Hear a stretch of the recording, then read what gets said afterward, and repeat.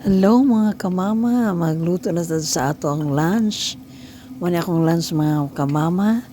Magisa kog ahos ug bombay ug magisa tag mga utanono.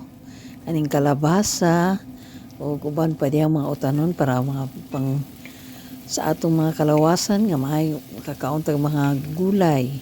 Kalabasa akong giuna mga manang, mga mama nga gisa.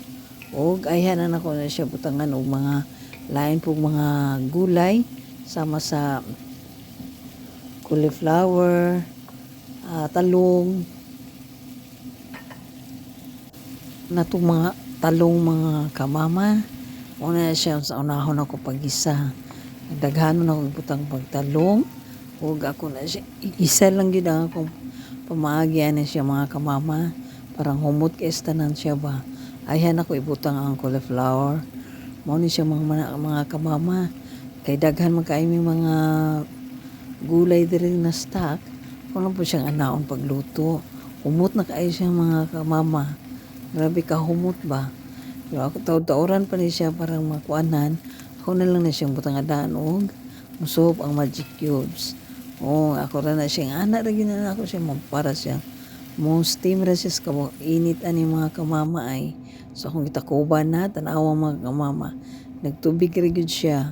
Ayan ako ibutang ang okra ug ang frozen okra ug ang frozen nga beans. Di ba?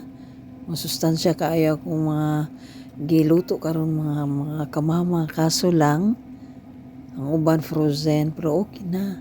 Bago pa man pud ni siya na frozen. Then ako na din siya butangan og sweet soy sauce. Lamig ani siya mga kamama ay mga kaning nga sauce. Ang soy sauce ba nga sweet. Lamig jud. So ako na siyang gitakluban ka jud mga kamama. Tanawang purma.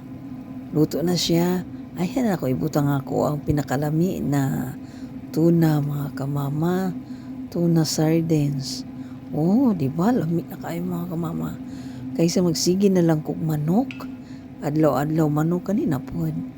Di ba? Nanak ko mga gulay nga lamian kaayo. Humot pag istanan. Mga kamama humot istanan ba? Maniud to na ta mga kamama. Magsukad na ta. Kay luto naman. Dara. Salamat sa pagtanaw. God bless you all.